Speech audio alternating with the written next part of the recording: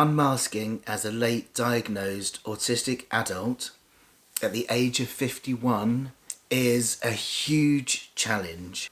And how on earth do you go about even beginning to unmask and dealing with everything that comes up around unmasking and everybody's responses to your unmasking? Well, that's what I'm going to talk about in today's video. Hey folks, it's Finn and this is Pip.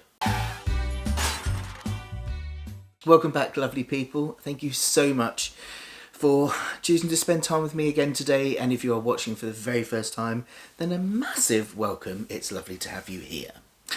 So today's topic is a big one and I want to try and contain it.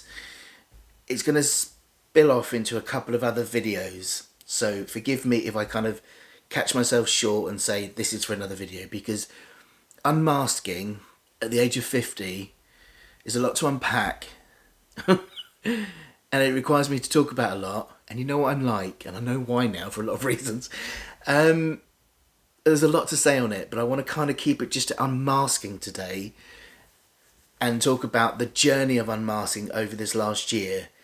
But a number of points I'm going to say, I'm going to talk more about this in another video, so forgive me for that.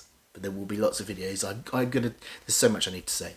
So for now, I just want to talk about the journey I've been on over this last year of unmasking and how that's been, because I was so confused at the concept at the very beginning of how on earth you unmask, what unmasking even means, how you do it, what, just what, you know.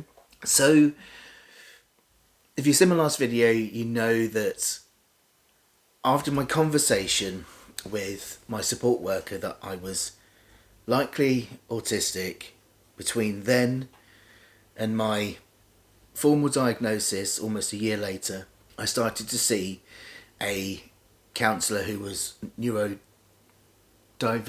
aware. I'm still learning the language around this.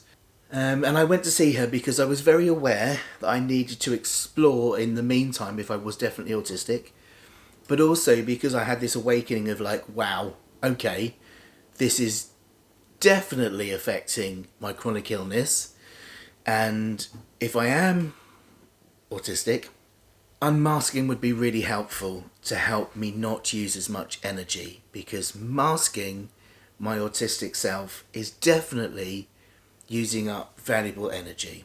So for those not familiar with autism, masking means you're hiding or suppressing your autistic self, your autistic traits, your needs as an autistic person in order to look neurotypical and just not ask for things. So yeah, you're just trying to get on in a neurotypical world and look like everybody else and not kind of stand out. And it can be purposeful or it can be an unconscious thing that you do. For me, it's been very much an unconscious thing to mask as I'm learning. So it was really confusing in the beginning for me because, and this is hard to explain. Now, I had a concept, an idea that I was probably masking, but also I didn't know I was masking. How can those two things exist? I'm not sure. But you see, I knew I was hiding stuff, not in a bad way, but like in a good way, I thought. Because I was hugely anxious. Now remember, at the time I thought my anxiety was anxiety. I didn't realise my anxiety was because of autism.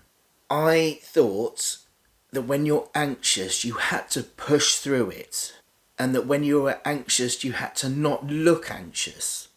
So I did my absolute best to hide my anxiety, and I've done a really good job at it. Nobody knew I was anxious. I've always had this commented on, that you would not know. I could get on a stage, on a TED Talk stage, and nobody would know. You know, I am the proverbial swan that perfected this art of being this pretty little swan going along and its feet going mad underneath. I've got it down to a fine art, and I thought that was a skill. That's masking. I've masked this. But I hadn't considered that was masking. I thought this was a good thing. Feel the fear and do it anyway. And then I learnt this in AA as well. When I got clean and sober, and things in a lot of ways got worse with my anxiety when I got sober. Well, actually, makes sense, doesn't it? Because I was using drink to manage my anxiety. Then I got sober and I had nothing to manage it. And I was taught in AA to act as if. So act self-confident, act like you're okay. So these two things have run my life. The feel the fear and do it anyway, and act as if. So I've held myself rigid to look like I'm not shaking. I've acted as if I'm confident, acted as if I'm okay, acted as if I know what you're talking about when I quite clearly don't most of the time. When it comes to conversations and things, I just nod and go, And this is actually masking. But I didn't know it was masking. I just thought it was acting as if, feeling the fear and doing it anyway. So that was my masking. So, yes, whilst I knew I was masking, I didn't know it was masking autistic traits. I just thought it was anxiety and drinking all of my life and not growing up. Does this make sense? Because I drunk when I was 13 onwards, so I didn't know how to do life. So I just thought that this inability to know how to hold conversations, know how to work the world, was just a lack of knowledge, a lack of being a grown-up, personality flaws, all of these things. It was masking. So this was my first shock with my therapist, was realising the extent to which I've been masking. Now, the whole thing really was a big shock to me. I'm laughing now. It wasn't funny in the beginning, because when I had my first conversation with my support worker, it was a relief to think, oh, I could be autistic, and that would explain why I have so many difficulties around anxiety, why I can't get rid of my anxiety, why I find it so difficult to socialise, why I find it so difficult to talk to people, why conversations often don't make sense, all of these things.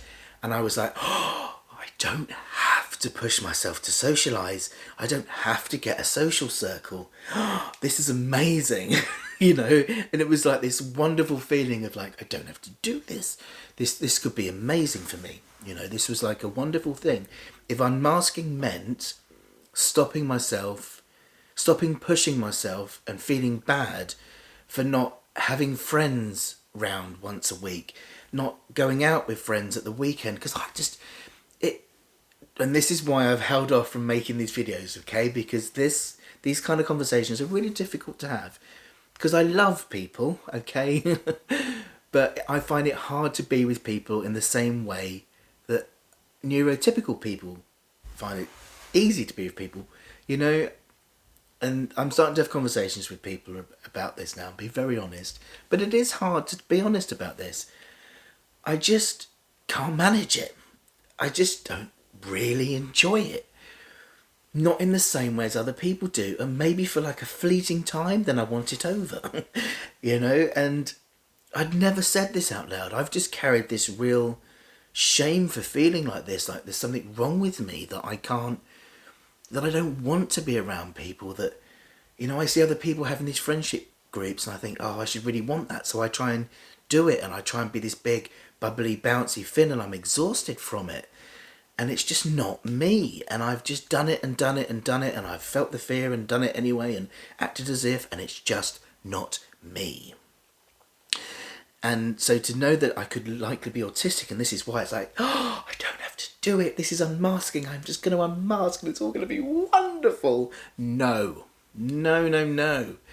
It turns out that unmasking is far more than that. When you take the mask off, oh my goodness, all sorts of stuff fall out. And Chris will also say the same thing about this, where I thought that unmasking meant that I would just stop having to force myself to be overly social. Chris thought that unmasking would mean more spreadsheets. But actually what happened was chaos ensued. Unmasking meant that like all of my traits and challenges just ramped up 1000%. everything that I'd struggled with and that was starting, well, that had been getting worse over a few years, got a million times worse. And Chris is, of course, is my safe space, and I've been starting to unmask at home, and I hadn't really got a choice. It's not like I'd even chosen, because Chris is my safe space. That's where unmasking just seemed to just happen. And all the things I was struggling with, like routine, managing change, communication, it just got worse. And I couldn't stop it. And we were having issues anyway. And I'm laughing because it's all sorted now. But yeah, everything got worse at home really quickly. And Chris was like, it's just like living with a different person. I don't know who you are. It's just like all of a sudden, everything you could manage, you now just can't manage.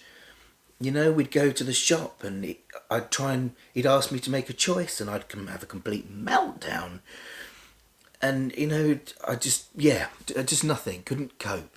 However, now it's gone full circle, and that's calmed down, and it's gone the other way for us, because we've talked through all of this, and now it's helped, because now he understands me more, and it's actually helped our relationship, because now I have unmasked, and rather than him just guessing what's going on, he gets me more, and it's actually improved our relationship. But the early days, when the unmasking started happening, neither of us knew what was going on.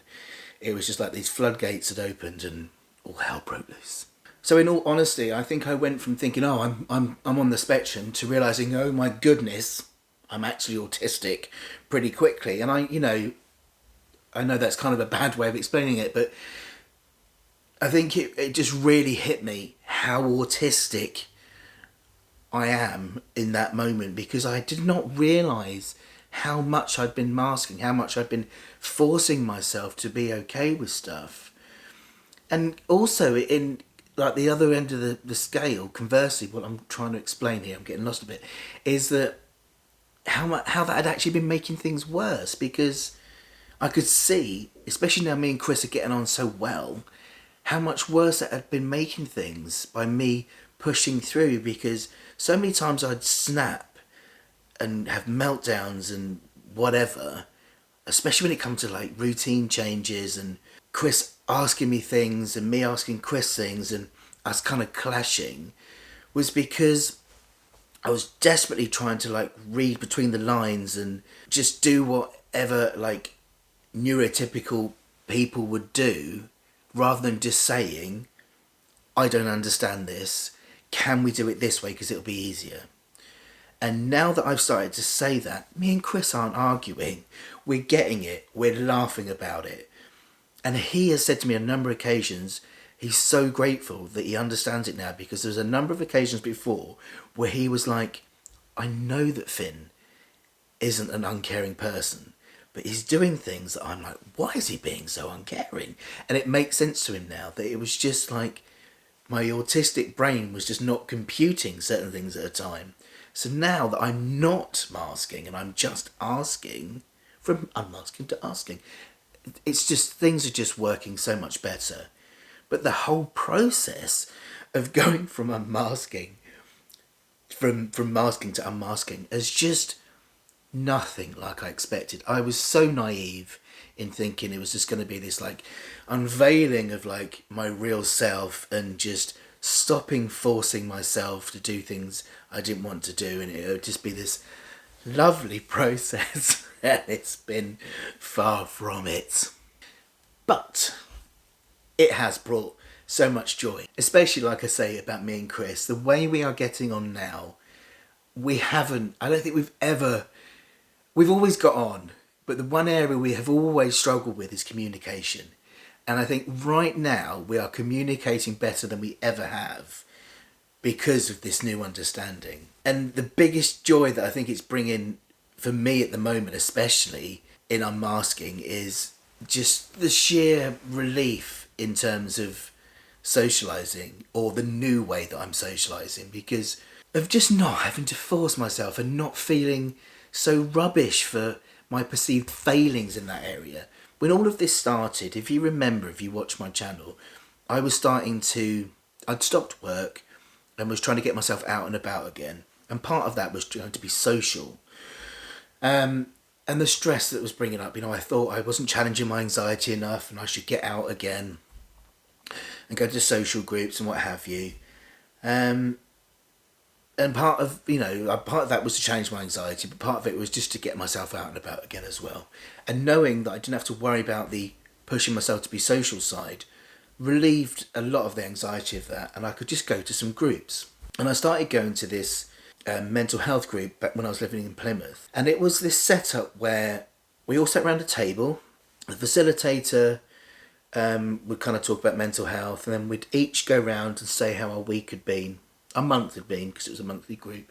And I used that space as my first out of the house social space to unmask. Very nerve-wracking, but I thought I was going to do this. Normally when I'm with anyone out the house, I go into performance, Finn, start, hi, how you doing, hello, all of that. But I didn't. For the first time I experimented with not making any eye contact, not saying hello, just basically not planning ahead to do any of that, just basically just going and following however I felt at any time. So if I didn't want to make eye contact, not. If I didn't want to say something, just not. And that's what I did. And I loved this group, going every month and just not saying anything. In fact, on one check-in, I actually said, I really like coming to this group. I just want to say, I do really like coming here. It's just I don't really like talking to anyone. I just like showing up, knowing how you all are. I'm going again. And everyone laughed, and it was just really nice to feel accepted like that. And I sussed out that there's a few times in my life where I felt this comfortable, and AA is one of them, because I could say how I felt and nobody ever talked back. And it's the same with public speaking. I would speak, no one would talk back. It's the same with YouTube. I talk, no one talks back. And this is an area that's always confused me, but now makes sense now I know I'm autistic. I'm great at talking to, but not talking with. I'm really kind of intelligent speaker. But if you talk back to me, I kind of just don't know what to do. Unless it's about an interest of mine, special interest as they call it. If you try and talk to me about have you seen, I don't know, the price of potatoes in Tesco's, and have you seen what Asda, and I'm just like, I don't know what I'm doing. I have no idea. And it's a very autistic thing to not know how to do small talk, and this makes so much sense now. I can monologue at anyone about anything, but interrupt me and talk back, I'm awkward as hell. So yeah, and I'm going to the similar kind of groups here in Plimpton. I go to I'm not in Plimpton, I moved to Paynton. I go to a lovely wellbeing group where we have the same thing. A facilitator runs a topic each week, and we can talk if we want or not. And I go to an autistic group as well. I'm actually feeling quite at home in the wellbeing group. I stim. Sometimes I say stuff, sometimes I don't. Sometimes I make eye contact, sometimes I don't. And it's been a really nice space just to really just practice being me. I look nothing like the old me in terms of how I would have interacted. And it's just fabulous. It's been really lovely just to completely unmask over this whole year. And, that whole old me that used to kind of like really force myself to make eye contact and be like, oh yes, I'm Finn. What do you do for a living? I don't know. What do you do for a living? Oh, okay. And what do you like doing? Yeah. Have you been to the local cafe? Oh, that's nice. Oh my God, I want to die. This is just like, how are you at? I love it so much. Just feels so rude in the beginning. But like now it's just like this is who I am, and I do explain to people when I have 5 minutes and say, look, I'm autistic. I really struggle with small talk. I'm not being rude. I'm really enjoying sitting next to you, and that's fine. And I've learned that it's called parallel play, and that's apparently what I'm really into. So I like organised play. I like organised socialising. That's what I like. I like to just go somewhere, have someone talk about something, and I'll just sit there, sit next to you, don't talk to me, and I'll leave again. I'm really loving it, I want to talk about this in another video. I've gone off about it here, and I was going to leave it to another video, because I this is my big area that I really struggle with, and I'm learning so much about what I need to be sociable, because in the beginning of this year I thought, great, I'm never going to see anyone ever again, I'm going to love it. But I've learned that I do actually want to be around people. It's just there are specific ways that I need it to happen in order to be able to manage it. But I want to talk about that in a separate video, and I've gone off on a tangent about it today. But I do want to talk about it in a separate video, because it's really interesting to me to now find out what this is, so that rather than pushing through it and just being a complete mess and hating it and coming away and never wanting to do it ever again and making myself poorly in the process, I know now some of the ways I can do that and make it work for me. Another way I've been unmasking is physically. And by that I mean stimming. Now, I've always moved my arms around a lot. I don't know if that's... I only really do it when I'm talking, but now I've been doing it with stimming. And now this is something I also want to go talk about in another video, basically because I want to show you my fidget toy collection, because it's massive and I love it so much. But I just want to talk about it briefly here and just say that that's been a huge thing this year. I started experimenting with some fidget toys, and I realised I was using them wrong. No, not wrong, but I'd used them before for anxiety, but I'd use them to sit quietly with them as a way to keep my body still. So I would use them like incognito, whereas this time I've used them in a very overt way, like letting myself use them and move them around how I wanted. And within like a few weeks of using them, this had then unlocked something in my body, which then made my body start moving. And over a period of months, it got bigger and bigger and bigger. Not just my collection of fidget toys and stuff, but also my body movements. And that's been strange at first to find that I had all of these body stims, but also very liberating. I don't sit still now from the moment I get up to the moment I go to bed. I use Visible, as you know, and I know by my data, ironically you wouldn't think this, but the more I move, the lower my heart rate is, and the lower my heart rate variability is. It's made such a difference to my metrics by letting my body relax. Well, it does make sense because I've been holding myself so rigid. But just by using fidget toys and letting my body now stim, I stim a lot. I do a lot of this with my hands and like rocking and things like this. It's made such a difference and it's incredible. And I've been doing that at home in my safe space with Chris and in my groups and not caring because of just how much difference it makes to how I feel. I do it for pleasure. I do it when I'm feeling a bit anxious. It just seems to kick in. I don't even really think about it, it just happens. But I noticed I do different ones depending on what my body needs. If it's just for pleasure, it'll kick in. If I'm anxious, I know it does, I'll do it quicker. But yeah, it just seems to kick in at different moments, at different times when what I need. And that's been, as I say, weird in the beginning. But as the year's gone on, just something I just really love about myself. And I've got used to it, and if people want to look, then that's up to them, isn't it? And I don't care. And I will talk about that in a separate video as well. Now that I'm out as autistic everywhere, my next step now is to increase my unmasking in every social space. I'm pretty good now at just thinking, sod it, I don't care what people think, I'm just gonna like stim wherever I am and just unmask wherever I am. But it's still a work in progress to feel comfortable to do so. What I'm finding the hardest I'm working with my counsellor on is not just being visibly autistic in like the not making eye contact and the stimming, but now actually advocating for my needs. So now that everyone knows I'm autistic, when it comes to like meeting up with friends and or going places or whatever, like advocating for what I need.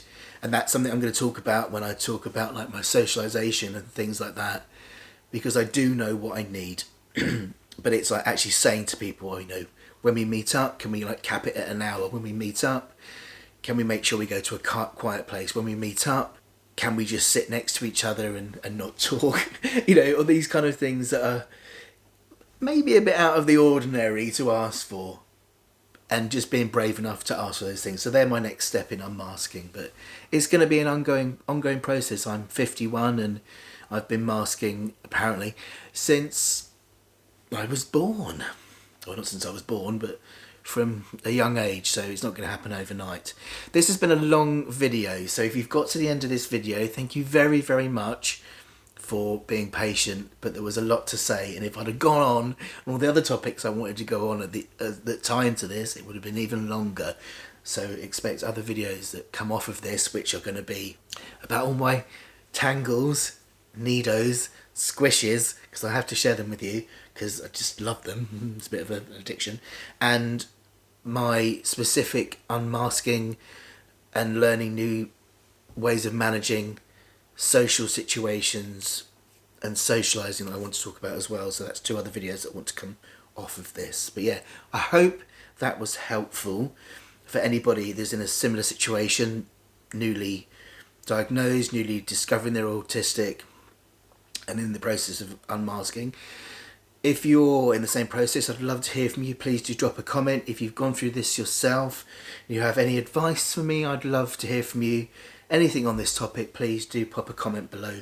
Really love to hear from you, because oh my goodness, you've all just left such lovely, lovely comments. There's so many of them for me to go through that it's taken me forever, but I just want to say a massive thank you. And a massive thank you because so many of you are leaving me super thanks at the moment. I meant to write down your names and say thank you, but I've forgotten to do that. So I'm going to do that in the next video and actually give you a shout out name-wise. There are a number of people who've left super thanks on here, so thank you. And a number of people who've left me Ko-fi thanks. I want to say thank you as well. If you leave me thanks on Ko-fi, you do actually get video perks, free behind the scenes videos to watch. So if you want to leave thanks and get behind the scenes exclusive videos as a thank you, then that's a way to do that. So just huge thank you, because having your support going through this, and it just means the world. It really does, from him as well. But yeah, thanks everyone. Take care of yourselves. Have a good rest of week and weekend. See you next week. Bye bye.